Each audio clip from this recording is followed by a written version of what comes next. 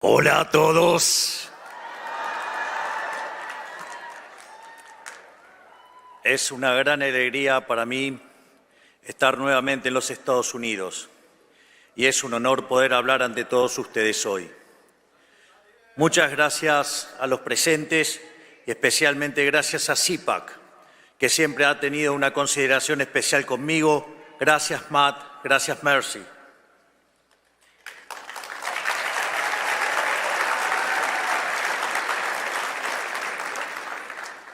Hace apenas un mes dije en el foro de Davos que creo que estamos atravesando un punto de inflexión en nuestra historia. La historia transcurre en fases o etapas, momentos en donde el espíritu y la idea se materializa en una persona o en un grupo de personas, a veces cercana, a veces con kilómetros de distancia entre ellos, pero con un hilo conductor invisible que si se pudiera observar, presumo sería muy similar a las imágenes que observamos de redes neuronales del cerebro humano. Hoy estamos precisamente en uno de esos momentos en los que la historia, con H mayúscula, está cambiando su curso. Estamos viendo en tiempo real el destino del mundo bifurcarse hacia un nuevo camino, distinto del lugar al que nos estaban llevando las élites y el establishment político de nuestros países. De la misma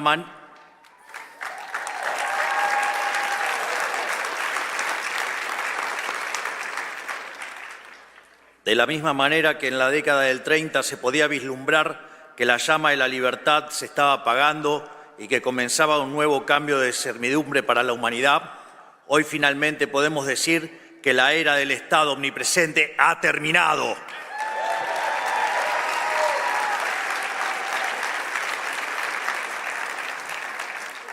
Hoy somos testigos de un momento en el que la larga marcha del Estado sobre el individuo está llegando a su fin. Me refiero, por supuesto, al colapso del modelo colectivista y el amanecer de una nueva era de libertad. Nos hemos preparado para este momento y creo que genuinamente que estamos dando una batalla crucial para el futuro de la humanidad.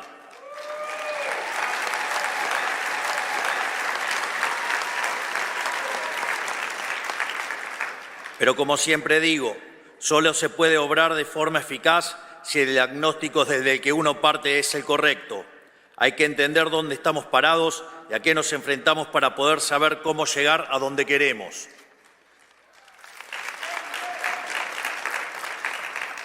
A lo largo de todo el mundo, las sociedades occidentales se enfrentan a un mismo problema y a un mismo enemigo. Una clase política que extrae cada vez más recursos de los ciudadanos a través de impuestos, con el fin de implementar un modelo de expansión estatal ilimitada.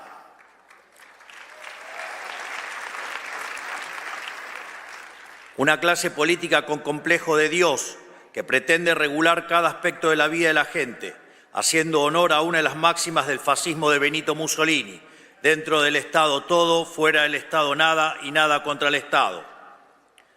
Hemos llamado a esta clase política el Partido del Estado, una casta extendida cuyos miembros, más allá de diferencias superficiales, comparte la idea fundamental del avance del Estado sobre la sociedad. Son todos aquellos que por interés económico o convicción ideológica o incluso cierto idealismo ingenuo trabajan para los intereses del Estado. Los medios de comunicación tradicionales o legacy media, la oligarquía sindical, los empresarios prebendarios, los burócratas permanentes no electos y en consecuencia intrínsecamente irresponsables, las organizaciones mal llamadas no gubernamentales que hacen el trabajo sucio de los políticos, las instituciones académicas que proveen el marco teórico para la expansión estatal, los organismos supranacionales y todos los que de alguna manera pertenecen a la gran secta del colectivismo mundial.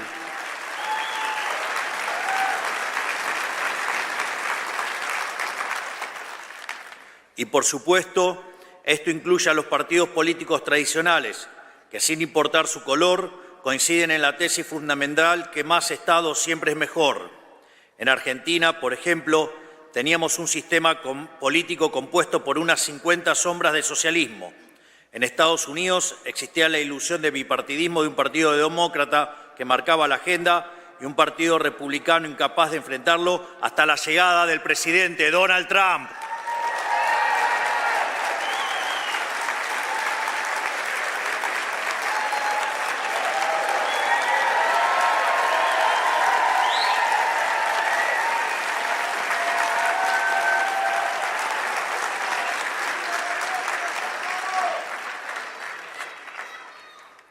viva.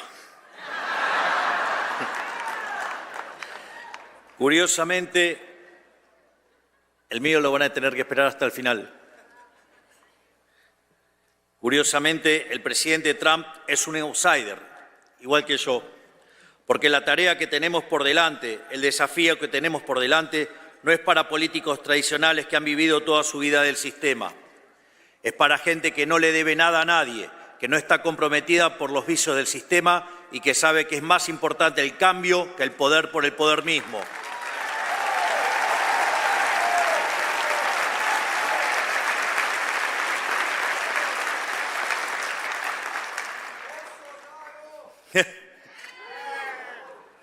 En el establishment político de nuestras dos naciones existía una mentalidad más o menos explícita de que el avance del Estado equivalía a avance de la democracia, que cada conquista del Estado implicaba un acto de justicia social ante las supuestas injusticias de la libertad, que el rol del Estado era llevarnos a una utopía igualatoria mediante la creación sistemática de supuestos nuevos derechos que obviamente debían ser financiados por los pagadores de impuestos. Es justamente en el centro de este esquema que se encuentran los políticos, los principales beneficiarios de este modelo de expansión ilimitada del Estado, esos que hacen de vivir de otros por la fuerza un estilo de vida, depositarios de poderes y privilegios que serán la envidia de cualquier monarca de la historia. No importan las peleas televisivas ni las supuestas diferencias partidarias, todos trabajan para el mismo Dios, el siniestro, y su manifestación en la tierra, el leviatán del que hablaba Hobbes.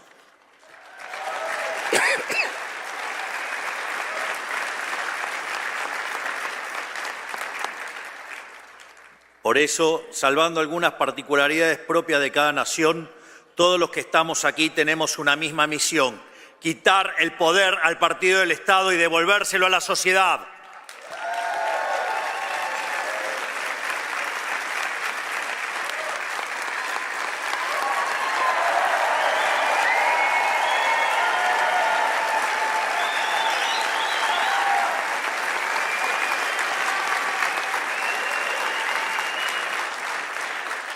Es decir, como decía Albert Nock, que describió en su libro En nuestro enemigo el Estado, que el poder social fue progresivamente arrebatado y trasladado al Estado por la fuerza. Nuestro objetivo es hacer el camino inverso, aumentar el poder del ciudadano y quitarle el poder al Estado.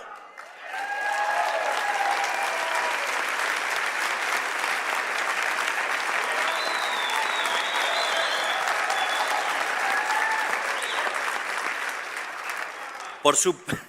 ¡Afuera!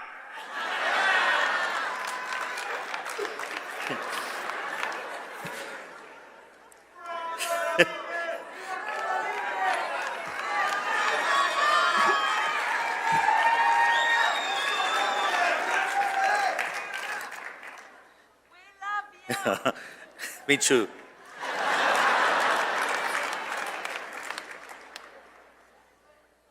Sorry. She's my girlfriend.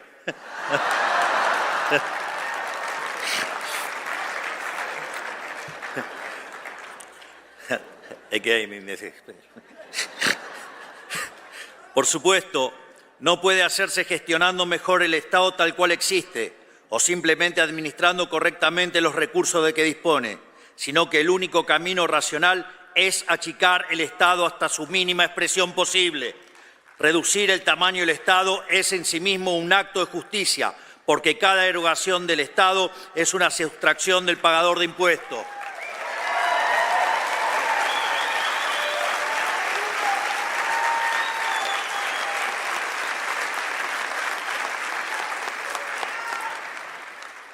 Desde nuestro punto de vista, el único Estado aceptable es el Estado más chico posible para devolverle al ciudadano lo que es suyo.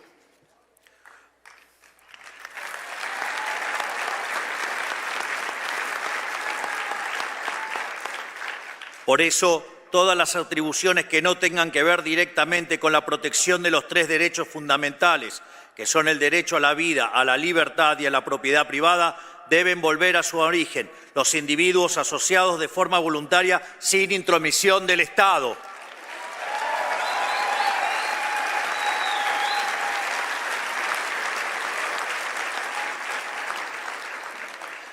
Esto debe ser así porque, a diferencia de la economía, el poder es un juego de suma cero.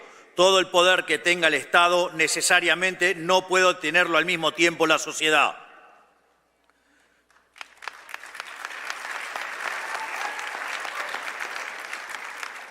Por eso no creemos en soluciones parciales o compromisos de centro. Sabemos que hacer las cosas a medias es una invitación al regreso del Estado, que como un cáncer metastásico solo sabe expandirse y debe ser obligado activamente a retroceder. No sirve intentar alcanzar un justo medio. Todo lo que exceda su función esencial debe ser definitivamente quitado de su órbita o más temprano que tarde volverá a usurpar lo que no le pertenece.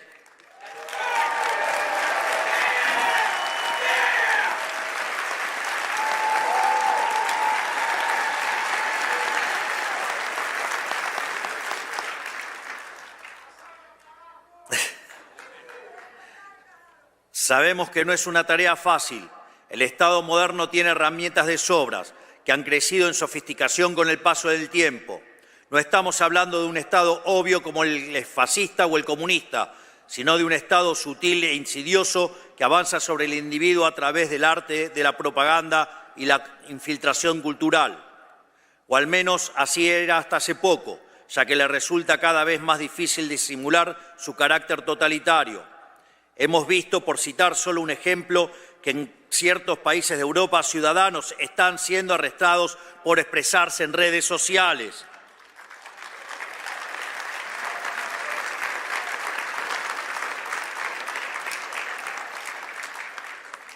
Pero en términos más generales, hablo de la financiación de la academia, incentivando la elaboración de estudios que justifiquen la implementación de políticas públicas intervencionistas y de la compra encubierta de medios de comunicación mediante la pauta pública.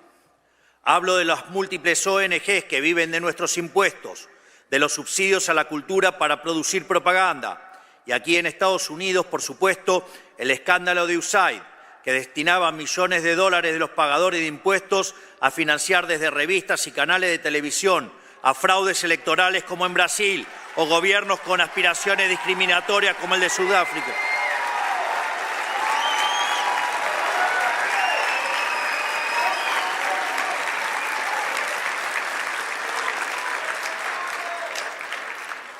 Y como decía, gobiernos con aspiraciones discriminatorias como el sudafricano, entre tantas otras aberraciones, incluyendo la agenda de la paranoia climática, los excesos de la ideología de género y la investigación que derivó la creación del virus del COVID-19.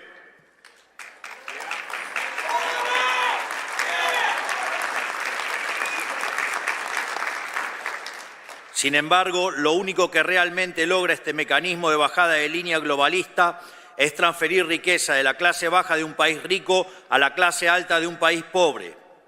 En pocas palabras, hablo de una red global de influencia y formación de opinión pagada con los impuestos de los ciudadanos, un aparato de propaganda sin precedentes en la historia humana, quizás el escándalo político más grande que hayamos visto.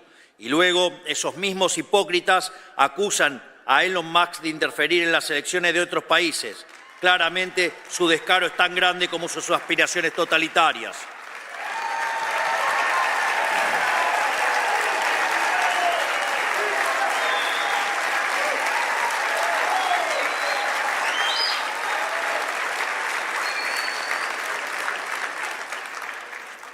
Y si ese nivel de colectivismo en sangre hubiera tenido soluciones, sus apologistas tendrían al menos algo a lo cual aferrarse. Pero ni eso.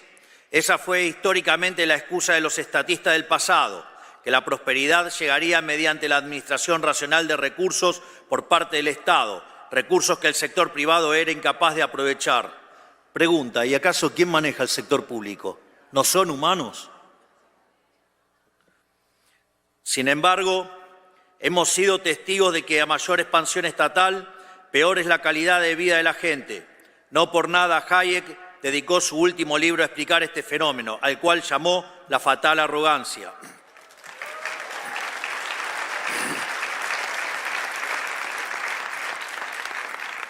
Pero esto no es accidental. Más allá de su evidente incompetencia, la clase política no se dedica a solucionar problemas. Al fin y al cabo, un problema solucionado es un área de la que el Estado debe retirarse. Al contrario, la clase política se dedica a perpetuar los problemas y así vivir de ellos para siempre. Por eso viven creando problemas nuevos, instalándolos desde sus aparatos de propaganda para luego ofrecer a sí mismos como solución. ¿Y en qué consiste esa solución? En la implementación de regulaciones que causan todavía más problemas a ser solucionados por más regulaciones.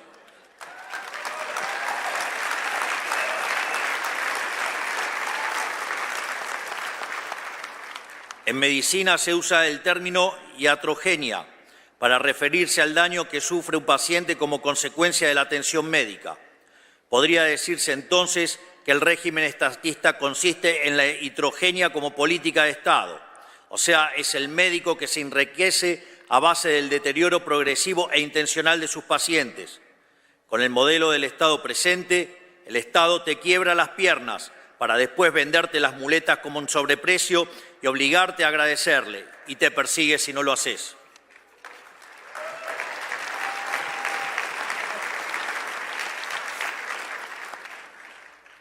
Como contrapunto, dicen algunos testimonios que en la medicina tradicional china el médico familiar cobraba honorarios de forma constante por mantener a la familia sana. O sea, según la leyenda, cuando un miembro enfermaba, el médico dejaba de percibir los honorarios, viéndose incentivado a resolver la enfermedad de una forma eficiente y rápida. Imagínense tan solo pudiera funcionar así el Estado. Cuánta miseria nos hubiéramos ahorrado.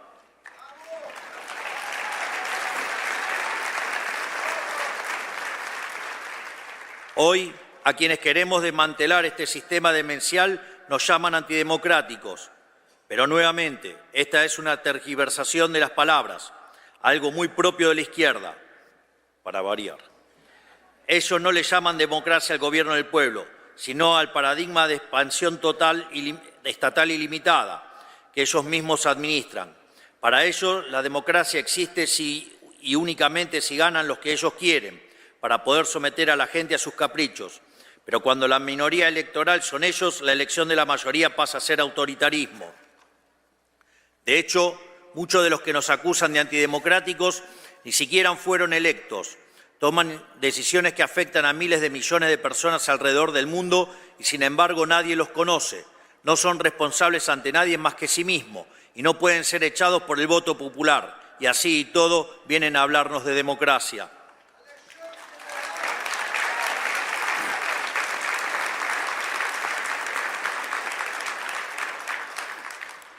En fin, dicen que Trump y yo somos un peligro para la democracia, pero en realidad están diciendo que somos un peligro para ellos.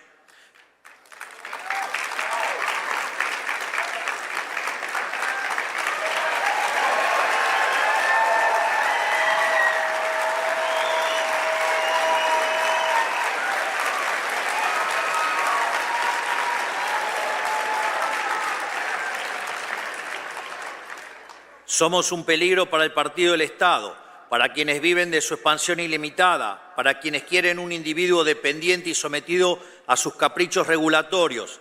¿Y saben qué? Tienen razón, somos su peor pesadilla. Venimos por sus privilegios, habiendo sido elegidos por la mayoría de cada uno de nuestros pueblos, con el mandato claro de quitarles un poder que no les pertenece.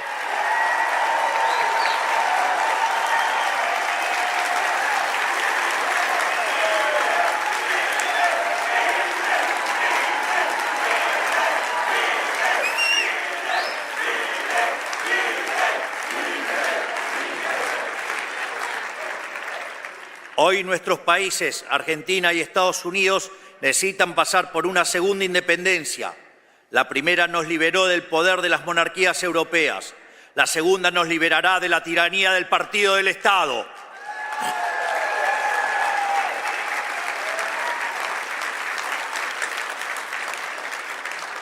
Por eso hemos puesto tanto esfuerzo en identificarlo, porque no se puede luchar contra lo que no se conoce. Y tener un enemigo bien definido es un aspecto fundamental de nuestra batalla cultural. Ahora ya lo conocemos, le hemos ganado en las elecciones y estamos en proceso de desarmar su leviatán, que es una herramienta de opresión perpetua.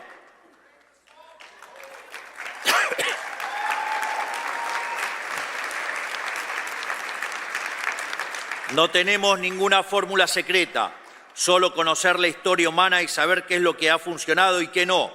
Por eso, con humildad, quiero reflexionar un poco sobre cómo venimos llevando adelante esta batalla. Nosotros trabajamos con firmeza y de frente, sin dar lugar a compromisos. Defendemos un conjunto de valores que no estamos dispuestos a negociar, así como ellos no han estado dispuestos a negociar a la hora de quitarnos nuestra libertad. Lo que ellos impusieron sin nuestro consentimiento está siendo eliminado sin el consentimiento de ellos.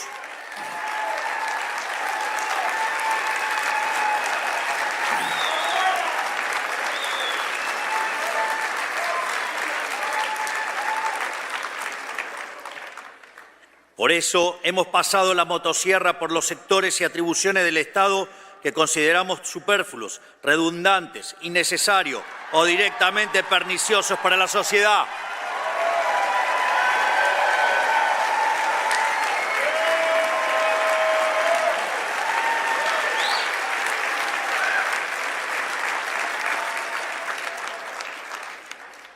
Y más aún, este año emprenderemos la fase 2 de este proceso, que hemos bautizado como la motosierra profunda, para continuar achicando el Estado, devolviéndole a la gente la riqueza que jamás debió habérsele sido arrebatada.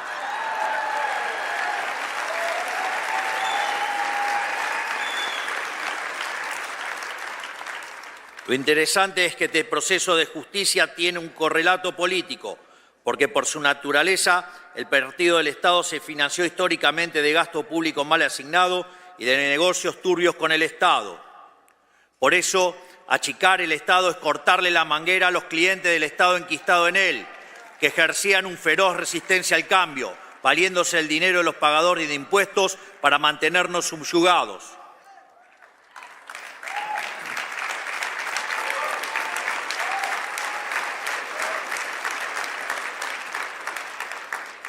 Nuestro método es similar al de nuestro querido amigo Elon Musk: revisar oficina por oficina, conservar lo que sirve y funciona y descartar el resto. Por eso le obsequié una motosierra. Con nosotros nadie que no pueda justificar el costo de su salario en impuestos está a salvo.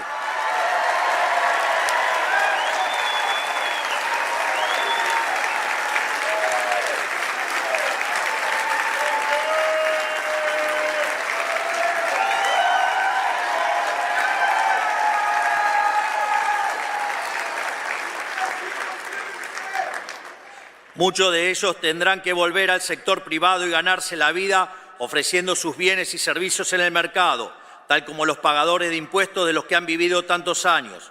Mi más sentido pésame a los políticos que creyeron que este momento nunca llegaría y no están preparados, porque se van a llevar un baldazo de agua fría.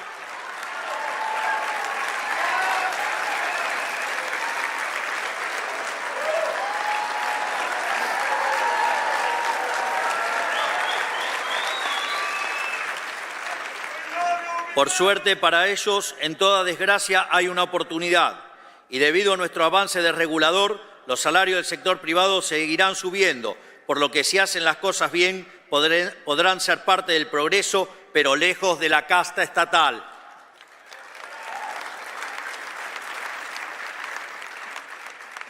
Como ya he dicho, esto no es una tarea sencilla. Aquí en Estados Unidos, burócratas rebeldes han intentado sabotear el trabajo del Departamento de Eficiencia Gubernamental y están recurriendo a mecanismos burocráticos y legales para intentar bloquear cualquier reforma, lo cual también sucede en nuestro país y es algo con lo que debemos luchar día a día. Pero nada de eso nos ha tomado por sorpresa. Somos conscientes de que van a hacer lo posible por detener este cambio, sin importar el daño resultante.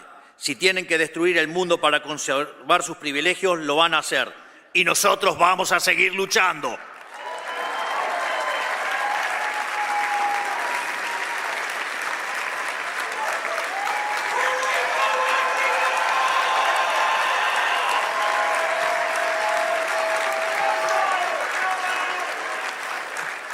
Pero hoy el problema se extiende más allá de las penurias a las cuales el modelo del Estado presente ha sometido a cada una de nuestras naciones individualmente, porque la decadencia de nuestros gobiernos durante la historia reciente a lo largo y a lo ancho de Occidente no solo empobreció material y espiritualmente a nuestros propios ciudadanos, también nos debilitó política, económica, cultural y socialmente ante el enemigo externo. Nos volvió moralmente débiles y nos hizo vulnerables ante las peores expresiones de la barbarie, los peores enemigos de la libertad. Y a ellos no se les puede dar un centímetro, porque cuando huelen sangre avanzan envalentonados y sin piedad. Esto quedó demostrado durante los cobardes ataques perpetuados el 7 de octubre de 2023 en Israel, que costaron más de 1.000 inocentes y la captura de 251 personas.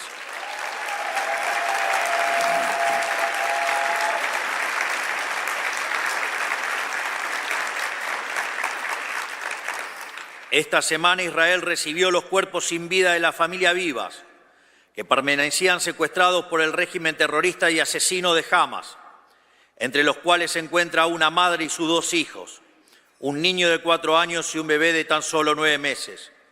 Es tan inescrupuloso y sanguinario este régimen que, en el último gesto canallesco, no tuvieron mejor idea que exhibir burdamente sus ataúdes ante el vitoreo de una multitud sin el más mínimo respeto. Esto es lo que está en juego y no podemos darnos el lujo de fallar. Por eso es fundamental que las naciones que hemos abrazado en las ideas de la libertad permanezcamos unidas y colaboremos unas con otras.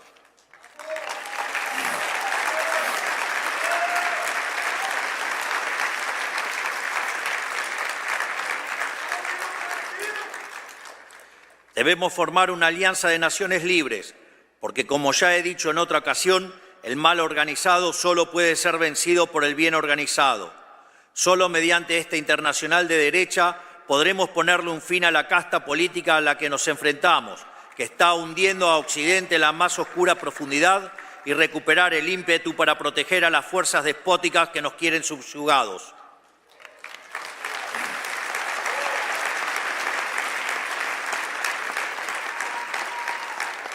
Por eso quiero también aprovechar para anunciar que Argentina quiere ser el primer país del mundo en sumarse a este acuerdo de reciprocidad que pide la administración Trump en materia comercial.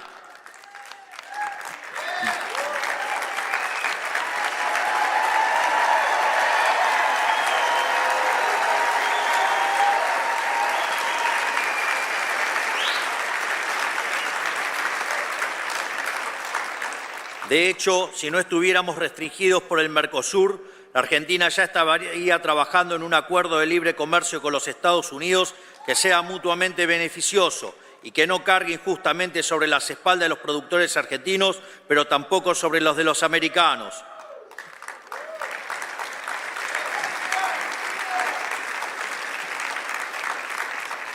Esto es así porque solo trabajando juntos aquellos que queremos construir un mundo libre podremos salir adelante. Solo así podremos salir de la pesadilla del Estado omnipresente y así poder seguir haciendo lo que sabemos hacer como Occidente, poner a prueba los límites de lo posible, confiando en la creatividad de la sociedad y no en la discrecionalidad estéril de los burócratas.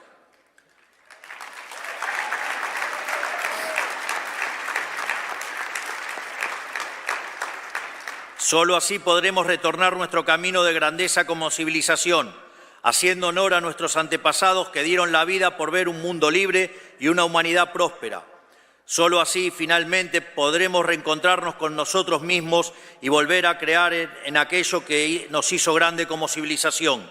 Que Dios bendiga a la República Argentina, que Dios bendiga a los Estados Unidos y que las fuerzas del cielo nos acompañen. ¡Viva la libertad, carajo!